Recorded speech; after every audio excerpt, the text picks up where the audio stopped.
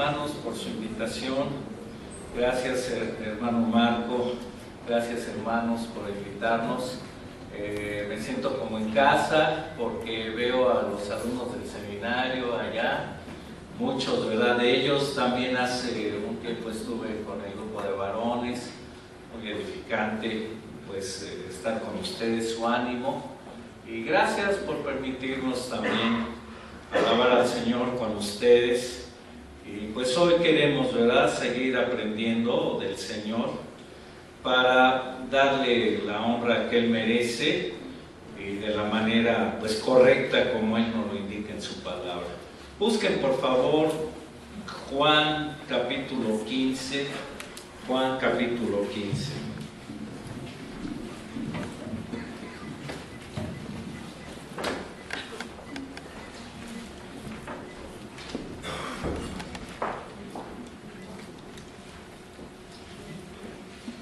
Si me van siguiendo, voy a ir asignando algunas citas. Desde el 14, si son tan amables, 14. Con estas citas vamos a contestar la pregunta: ¿por qué dejó el Señor Jesucristo? ¿Por qué dejó el Padre al Espíritu Santo en la iglesia? Es la principal pregunta que vamos a contestar. Entonces dice Jesús en Juan 14, 16, le está hablando a los discípulos y les dice: y yo rogaré al Padre y os dará otro consolador para que esté con vosotros para siempre, el Espíritu de verdad, al cual el mundo no puede recibir porque no le ve ni le conoce, pero vosotros le conocéis porque mora con vosotros y estará con vosotros. No os dejaré huérfanos, vendré a vosotros. Y también el 26. Mas el Consolador, el Espíritu Santo, a quien el Padre enviará en mi nombre, Él os enseñará todas las cosas y os recordará todo lo que yo os he dicho. Y luego, si me acompañan al capítulo 15, 26 y 27. Pero cuando venga el Consolador, a quien yo os enviaré del Padre, el Espíritu de verdad, el cual procede del Padre, Él dará testimonio acerca de mí. Y vosotros daréis testimonio también, porque habéis estado conmigo desde el principio. Y también 16, del 7 al 15. 16 del 7 al 15, síganme con su vista. Pero yo os digo la verdad, os conviene que yo me vaya, porque si no me fuese, el Consolador no vendría a vosotros, mas si me fuere, os lo enviaré. Y cuando Él venga, convencerá al mundo de pecado, de justicia y de juicio. De pecado por cuanto no creen en mí, de justicia por cuanto voy al Padre y no me veréis más, y de juicio por cuanto el príncipe de este mundo ha sido ya juzgado. Muy bien. Y bueno, el 11, el 12. Aún tengo muchas cosas que deciros, pero ahora no las podéis sobrellevar. Pero cuando venga el Espíritu de verdad, Él os guiará toda la verdad, porque no hablará por su propia cuenta, sino que hablará todo lo que oyere y os hará saber las cosas que habrán de venir. Él me glorificará porque tomará de lo mío y os lo hará saber. Todo lo que tiene el Padre es mío, por eso dije que tomará de lo mío y os lo hará saber.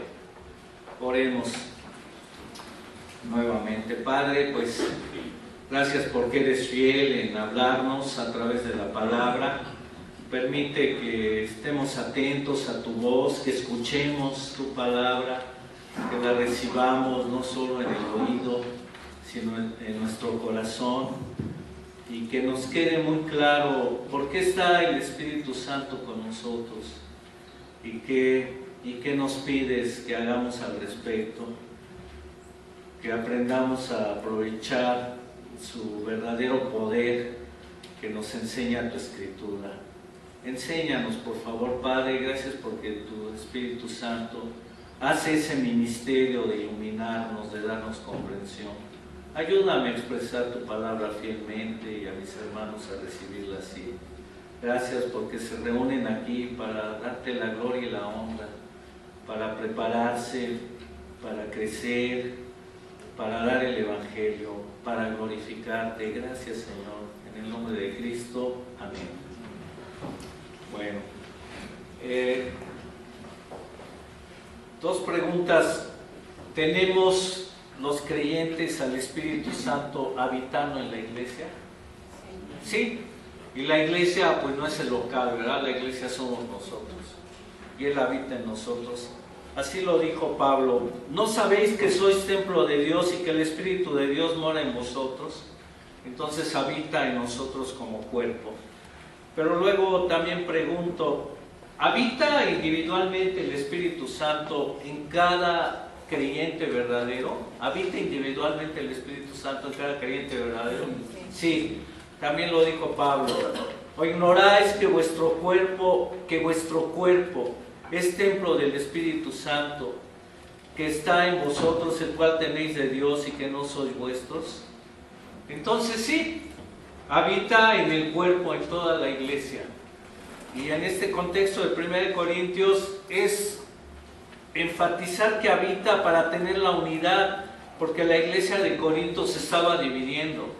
Entonces habita como cuerpo y nos hace estar unidos aunque tengamos diferencias.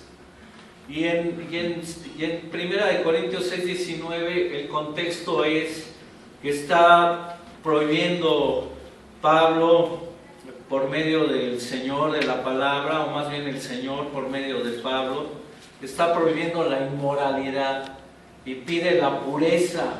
Entonces, como nosotros ya vive el Espíritu Santo en nuestro cuerpo, debemos de ser puros y santos. Bueno, pero ahora pregunto, viendo nuestras citas, ¿y qué hace el Espíritu Santo? ¿Por qué está en nosotros? ¿Qué hace el Espíritu Santo actualmente? ¿Por qué está en nosotros? Algunos sectores del cristianismo, no quiero enfatizar mucho en esto, ¿verdad? A veces es muy molesto, pero desgraciadamente es la realidad. Algunos sectores del cristianismo, los más emocionalistas, el movimiento de fe o el evangelio de la prosperidad, dirían que está con nosotros para que hagamos milagros, para seguir profetizando, para tener experiencias emocionales muy especiales, como la risa santa que le dicen ellos, el aullido santo que le dicen ellos, para gritar, para ser felices por medio de la prosperidad económica y para seguir levantando apóstoles, ¿verdad? Es lo que dirían ellos. Pero para esto lo dio Cristo a sus discípulos, pues fue Cristo quien lo prometió, ¿verdad? Ya lo hemos leído. Él dijo, yo rogaré al Padre. O sea, Él estaba orando para que ya viniera el Espíritu Santo de forma permanente a los discípulos. Yo rogaré al Padre y os daré otro consolador. Es otro nombre del Espíritu, Paracletos, consolador. Y os daré otro consolador para que esté con vosotros para siempre. Antes el Espíritu vivía con ellos como en el Antiguo Testamento, en grupo, o venía alguien cuando iba a hacer una tarea muy especial, como construir el tabernáculo, como ser juez, como ser rey, pero no vivía de manera permanente en uno, ni vivía de manera personal completamente, estaba en grupo. Y esto es lo que sucedía en este tiempo. Muy parecido al Antiguo Testamento, el Espíritu Santo estaba con los discípulos, pero todavía no estaba en ellos personalmente, y el Señor lo está prometiendo. Y dice que es el Espíritu de verdad, a quien el mundo no puede recibir, porque no lo ve ni le conoce, pero vosotros le conocéis porque mora con vosotros y estará con vosotros. Solo iba a venir a los creyentes, a los incrédulos no iba a venir. Y vemos que hoy muchos falsos maestros son incrédulos y presumen de tener el Espíritu Santo, presumen de hacer milagros a través de Él, pero no es cierto, porque Él no puede habitar en los incrédulos, solo en los creyentes.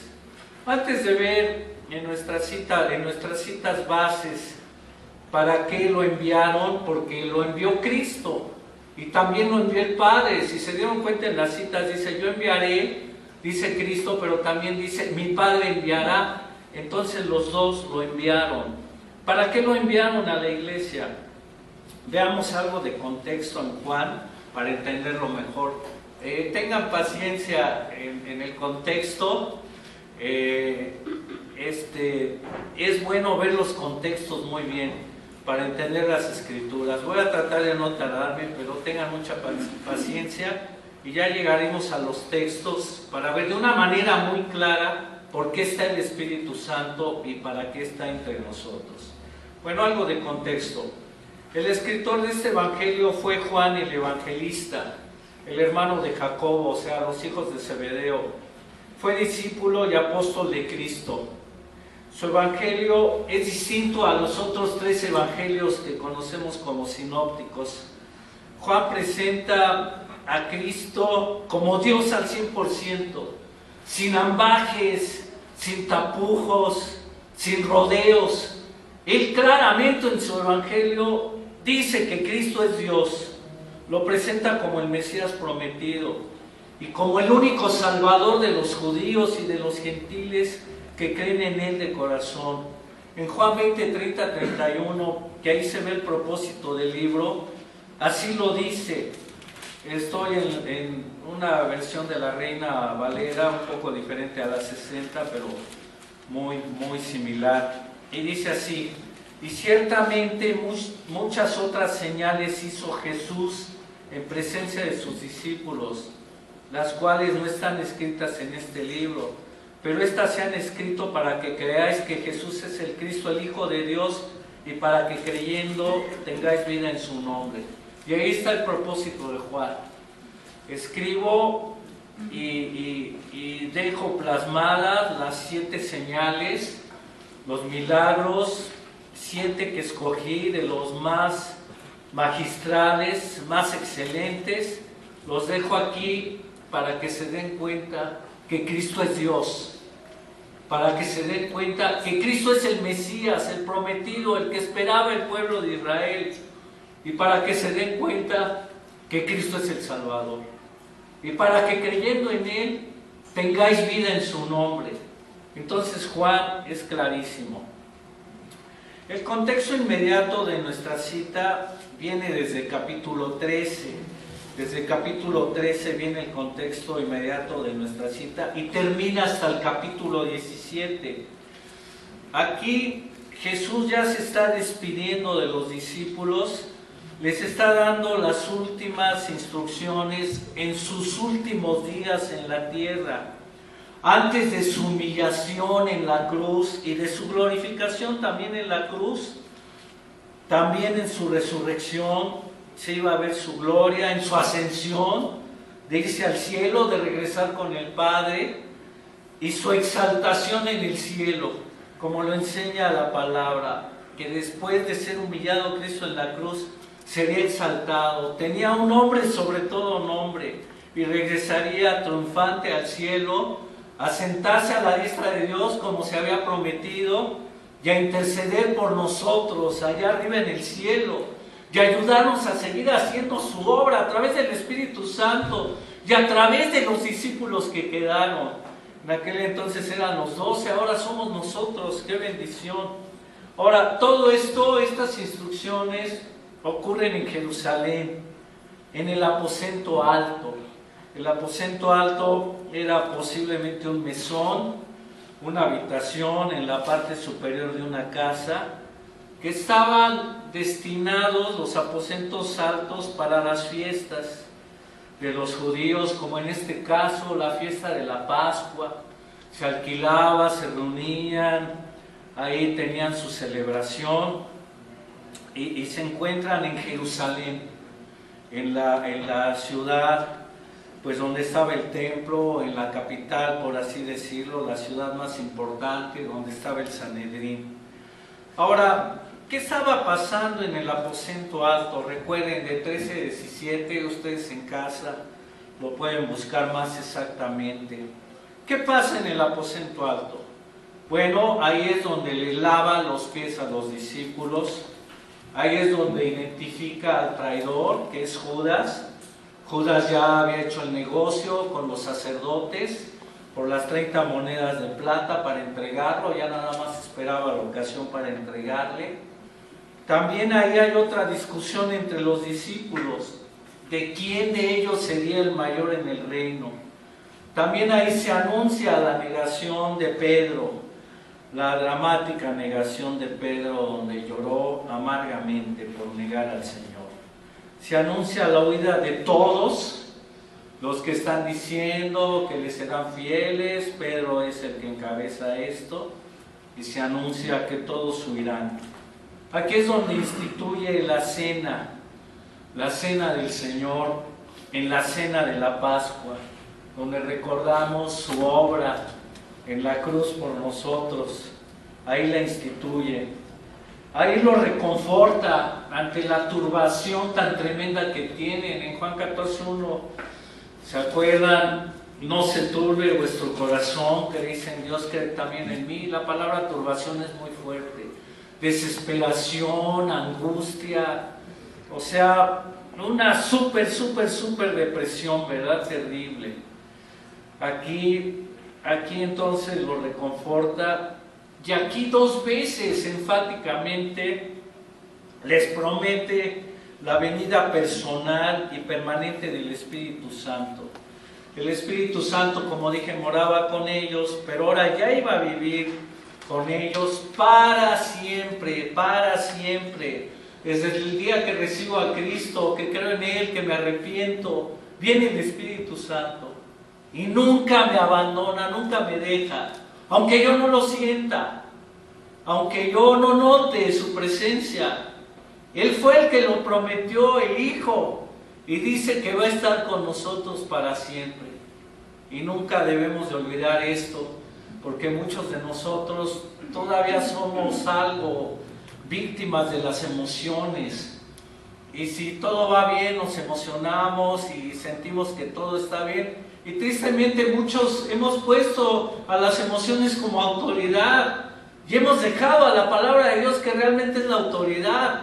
Entonces mis emociones no son la autoridad. Un profesor en el seminario donde yo estudié decía: las emociones no son guía fiel de la verdad.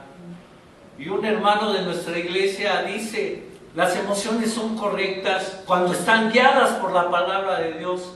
Entonces no desechamos las emociones, pero las debemos de poner en el lugar correcto. Entonces también les enseña la necesidad de permanecer en Él. ¿Se acuerdan de la vid y los pámpanos, verdad? Y les dice que permanezcan en Él.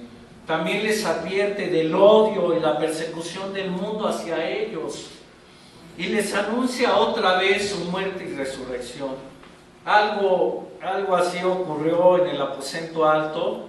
Todos estos eventos los pueden ver con más calma.